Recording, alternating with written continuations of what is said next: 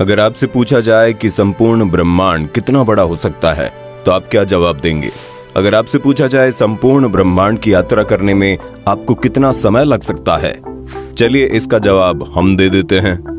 मान लीजिए अगर आप एक बंदूक की गोली की रफ्तार से इस संपूर्ण ब्रह्मांड की यात्रा करने निकलेंगे तो अपने पूरे जीवन काल में संपूर्ण ब्रह्मांड के महज 0.00001% हिस्से तक भी नहीं पहुंच पाएंगे, वो भी बंदूक की गोली की रफ्तार से। अब तो आप समझ गए होंगे कि ब्रह्मांड असीम है, अनंत है, जिसका छोर आज भी इंसानों के लिए एक रहस्य बना हुआ है। हमारी पृथ्वी इस ब्रह्मांड में ठीक उसी तरह मौजूद है जिस तरह एक बड़े महासागर में पानी की कोई बूंद मौजूद होती है। जी हाँ, महासागर में बस पानी की एक बूंद। आपने कभी न कभी गौर करके आसमान को जरूर देखा होगा। रात के समय में आसमान में अनगिनत तारे टिमटिमाते हुए दिखाई देते हैं। ब्रह्मांड में न जाने कितनी गैलेक्सीज मौजूद होंगी और उन्हीं में से एक गैलेक्सी का नाम है आकाश गंगा। और इसी आकाश गंगा में किसी धूल के कण की तरह मौजूद है हमारी पृथ्वी, जिसमें हम रहते हैं। रात में हमें जो तारे दिखाई देते हैं वो इस जगह के तारे होते हैं।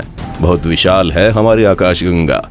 दोस्तों, इस समय दुनिया में ऐसी कोई टेक्नोलॉजी मौजूद नहीं जो हमें पूरे ब्रह्मांड की यात्रा करा सके, लेकिन आज के इस वीडियो में हम आपको घर बैठे बैठे संपूर्ण ब्रह्मांड की यात्रा कराने वाले हैं। आप बिल्कुल रिलैक्स हो जाइए और दिल थाम के बैठिए, क्योंकि खतरों से भरा हुआ ये सफर अब शुरू होने वाला है। और अब हम अपनी पृथ्वी को छोड़कर जा रहे हैं। और ये देखिए, पृथ्वी से थोड़ी ही ऊंचाई पर जाने पर नीले और हरे कलर की एक परत दिखाई देने लगती है। और अब हम पहुंच चुके हैं इंटरनेशनल स्पेस स्टेशन पर। अंतरिक्ष में इंसानों द्वारा बनाई गई ये सबसे बड़ी चीज है। आपने कई हॉलीवुड फिल्मों में इसे जरूर देखा होगा। अंतरिक्ष में जब कभी भी किसी रॉकेट या उपग्रह को इमरजेंसी मदद की जरूरत पड़ती है तो इंटरनेशनल स्पेस स्टेशन इसे फ्यूल और अन्य चीजें मुहैया करवाता है। आपको ये जानकर हैरानी होगी कि इंटरनेशनल स्पेस स्टेशन 27,580 किलोमीटर प्रति घंटे की रफ्तार से पृथ्वी के चक्कर काट रहा है और ये पृथ्वी की सतह से लगभग 400 किलोमीटर ऊंचाई पर घूम रहा है। हम आपको बता दें, पूरे 24 घंटे में ये पृथ्वी के 16 चक्कर पूरे कर लेता है। इंटरनेशनल स्पेस स्टेशन से थोड़ा और ऊपर जाने पर हमें बहुत सारे सैटेलाइट का जाल दिखाई देता है। यहाँ इंसानों द्वारा बनाए गए हजारों सैटेलाइट पृथ्वी की परिक्रमा कर रहे हैं। आप भली भांति जानते हैं कि सैटेलाइट की मदद से ही हम लोग मोबाइल, टीवी, रेडियो आदि सुन पाते हैं। और अब हम पहुंचने वाले हैं चांद पर। हम आपको बता दें, चांद पर हमसे पहले भी 12 अंतरिक्ष यात्री पहुंच चुके हैं। चांद पर पहला कदम रखने वाले अंतरिक्ष यात्री नील आर्मस्ट्रॉन्ग को भला कौन नहीं जानता। उनका कदम आज भी इस चंद्रमा की सतह पर साफ साफ देखे जा सकते हैं। चूंकि चांद पर वायुमंडल नहीं है, इसलिए नील आर्मस्ट्रॉन्ग के कदम सदियों तक यूं ही इंसानों की दास्तां बयां करते रहेंगे। चंद्रमा से पृथ्वी की दूरी 4 लाख किलोमीटर है। और अब जरा चांद से पृथ्वी का नजारा भी देख लीजिए। वाह, क्या बात है। चंद्रमा की सतह को ध्यान से देखने पर यह किसी जंग का मैदान लगता है। न जाने कितने अरबों सालों से चंद्रमा धूमकेतु और क्षुद्र ग्रहों की मार को झेल रहा है। जिस तरह पृथ्वी का कवच उसका वायुमंडल माना जाता है, जो किसी पहरेदार की तरह अंतरिक्ष से आने वाली चट्टानों, अल्फा ग्रहों से पृथ्वी की रक्षा करता है। लेकिन चंद्रमा पर इस तरह का कोई भी वायुमंडल नहीं है जो उसकी रक्षा कर सके।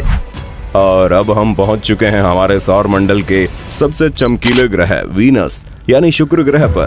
वीनस को पृथ्वी की छोटी बहन भी कहा जाता है और इसकी सबसे बड़ी वजह यह है कि वीनस भी पृथ्वी की तरह रॉकी प्लैनेट है और इसका गुरुत्वाकर्षण भी लगभग पृथ्वी के बराबर है। लेकिन हम आपको बता दें, ये ग्रह किसी नरक से कम नहीं, क्योंकि इस ग्रह पर सल्फ्यूरिक अम्ल की वर्षा होती है। सल्फ्यूरिक अम्ल से तो आप भली भांति परिचित होंगे। अगर इसकी एक बूंद भी हमारी स्किन पर गिर जाए ना तो हमारी स्किन जल जाती है। तो जरा सोचिए, सल्फ्यूरिक अम्ल की बारिश में क्या हाल होगा। वीनस ग्रह पर सूरज की रोशनी भारी मात्रा में आती है लेकिन वापस नहीं जा पाती, इसलिए इस ग्रह का तापमान लगभग 470 डिग्री सेल्सियस होता है। और यही कारण है कि वीनस ग्रह पर सबसे ज्यादा ज्वालामुखी पाए जाते हैं। वीनस प्लैनेट से आगे अब हम बुध ग्रह पर पहुंच चुके हैं। गौर से देखने पर इसकी सतह भी चंद्रमा की तरह दिखाई देती है। ये ग्रह सूर्य के सबसे निकट पाया जाता है, इसलिए दिन के समय इसका तापमान 400 डिग्री सेल्सियस से भी ज्यादा हो जाता है। लेकिन आपको जानकर हैरानी होगी कि रात के समय बुध ग्रह पर तापमान -170 डिग्री सेल्सियस पहुंच जाता है। ये वाकई हैरान करने वाला है। दिन और रात के टेम्परेचर में इतना ज्यादा फर्क शायद ही किसी ग्रह में पाया जाता है। चलिए अब आगे बढ़ते हैं और अब हम पहुंच चुके हैं अपनी पृथ्वी के आधार यानी सूरज पर, क्योंकि सूरज के बिना जीवन की कल्पना कर पाना असंभव है। पृथ्वी से सूरज की दूरी तकरीबन 150 मिलियन किलोमीटर है। भले ही पृथ्वी से देखने पर सूर्य हमें एक फुटबॉल के बराबर दिखाई देता है, लेकिन ये इतना बड़ा है कि इसमें जाने कितनी पृथ्वियां समा सकती है। सूर्य की ग्रेविटी इतनी ज्यादा है कि पूरे सोलर सिस्टम को कंट्रोल कर रही है। सूरज के आसपास आज तक कोई नहीं पहुंच पाया, क्योंकि इसके अंदर इतनी गर्मी है कि ये कायनात की किसी भी चीज को महज कुछ ही माइक्रो सेकंड्स में पिघलाकर पानी कर सकता है। अपनी यात्रा को आगे बढ़ाते हुए हम पहुंच चुके हैं अब पृथ्वी के सबसे निकटतम ग्रह यानी मंगल ग्रह पर। मंगल ग्रह की मिट्टी लाल रंग की है, इसलिए इसे लाल ग्रह भी कहते हैं। पृथ्वी के बाद अगर किसी ग्रह पर जीवन की कल्पना की जा सकती है तो वो मंगल ग्रह ही है। वैज्ञानिकों का कहना है कि मंगल ग्रह हमारा पास्ट है और कहीं न कहीं निकटतम भविष्य में मंगल ग्रह पर जीवन की कल्पना की जा सकती है। कई वैज्ञानिकों का मानना है कि अतीत में मंगल ग्रह पर भी हमारी पृथ्वी की तरह समुद्र, नदियां और झील झरने हुआ करते थे। बहुत सारे वैज्ञानिकों ने मंगल ग्रह पर डेरा डालकर रखा है और वो लगातार रिसर्च कर रहे हैं ताकि निकट भविष्य में मंगल ग्रह पर बस्तियां बसाई जा सकें। मंगल ग्रह से जाने से पहले हमें ओलंपस पर्वत को जरूर देखना चाहिए। ओलंपस पर्वत ज्वालामुखी से बना हुआ एक प्राचीन और हमारे सोलर सिस्टम का सबसे ऊंचा पर्वत है। इसकी ऊंचाई 25 किलोमीटर से भी ज्यादा है, जो हमारी पृथ्वी के माउंट एवरेस्ट से करीब 3 गुना ज्यादा ऊंची है। जिस तरह पृथ्वी से आसमान के तारे दिखाई देते हैं, ठीक उसी तरह मंगल ग्रह से हमारी पृथ्वी तक एक छोटे बिंदु की तरह दिखाई देती है।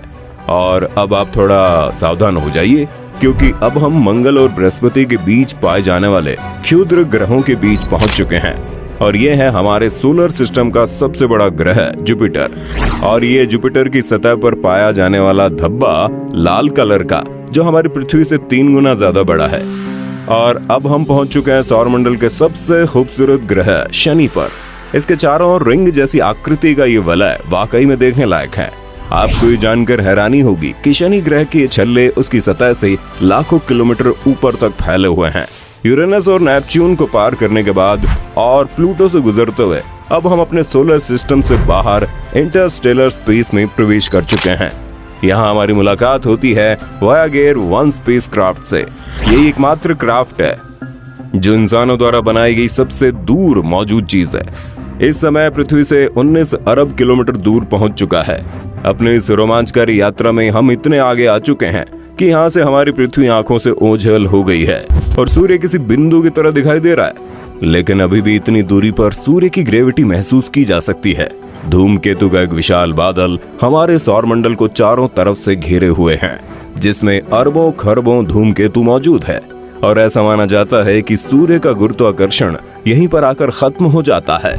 हमारी साइंस और टेक्नोलॉजी यहीं पर आकर खत्म हो जाती है और अब हम अंतरिक्ष के एक ऐसे भाग में प्रवेश करने वाले हैं जहां पर घोर अंधेरा है।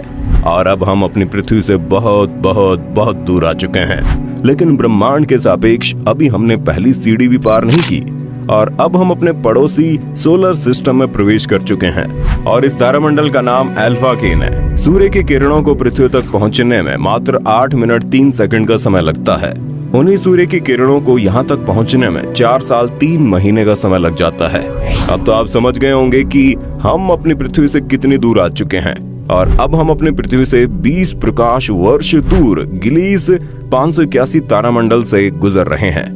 इस तारामंडल का एक ग्रह देखने में बिल्कुल हमारी पृथ्वी की तरह दिखाई देता है और यहाँ पर एलियंस के होने की सबसे ज्यादा संभावना मानी जाती है। हमारी आकाश गंगा में इस तरह के अरबों तारे मौजूद है, जिनमें सूर्य भी एक है, जिनकी यात्रा करना तो दूर, पूरे इंसानी जीवन काल में सभी की गिनती कर पाना भी असंभव है। अब हम अपनी मिल्की वे से बाहर निकल चुके हैं और इंटर गैलेक्टिक स्पेस में आ चुके हैं। यहाँ पर हमारा मिल्की वे गैलेक्सी से भी बड़ी बड़ी अरबों गैलेक्सियां दिखाई दे रही हैं। अरबों गैलेक्सियों के इस झुंड को लोकल ग्रुप के नाम से जाना जाता है। और अब हमें दिखाई दे रहा है विर्गो सुपर क्लस्टर, जिसमें सैकड़ों लोकल ग्रुप शामिल है। वर्गो सुपर क्लस्टर 110 मिलियन प्रकाश वर्ष में फैला हुआ है। 110 मिलियन प्रकाश वर्ष, जरा सोच समझकर काउंट करना दोस्तों। अपनी यात्रा को और आगे बढ़ाने पर हमें वर्गो सुपर क्लस्टर जैसे अनगिनत सुपर क्लस्टर दिखाई दे रहे हैं और इस समूह को नाम दिया गया है लैनियाकिया सुपर क्लस्टर। हमारी यात्रा भी तो शुरू हुई है और आगे बढ़ने पर लैनियाकी सुपर क्लस्टर जैसे अरबों सुपर क्लस्टर दिखाई दे रहे हैं। और ये रहा हमारा मानक ब्रह्मांड, जिसमें हमारा लैनियाकिया सुपर क्लस्टर एक छोटे से बिंदु के समान दिखाई दे रहा है। और अब अगर मैं आपसे पूछूं इसमें हमारा सौरमंडल कहाँ पर है, चलिए सौरमंडल तो दूर, अगर मैं आपसे पूछूं इसमें हमारी मिल्की वे कहाँ पर है, तो आप डेफिनेटली नहीं बता पाएंगे। और ये हमारा अनुमानित ब्रह्मांड है। कई वैज्ञानिकों का कहना है कि हमारे ब्रह्मांड के अलावा और भी कई अनंत ब्रह्मांड हो सकते हैं, जिनका आज तक हमें कोई अंदाजा नहीं। तो दोस्तों, ये थी हमारी यहाँ तक की अंतरिक्ष यात्रा। अब आप में से कई लोग सोच रहे होंगे यहाँ से वापस घर जाने का रास्ता कौन बताएगा, तो हम आपको बता दें यहाँ तक आने के बाद वापस घर जाना नामुमकिन है। तो दोस्तों, आज की वीडियो में बस इतना ही। आपको ये अंतरिक्ष यात्रा कैसी लगी कमेंट करके बताइएगा। Thank you.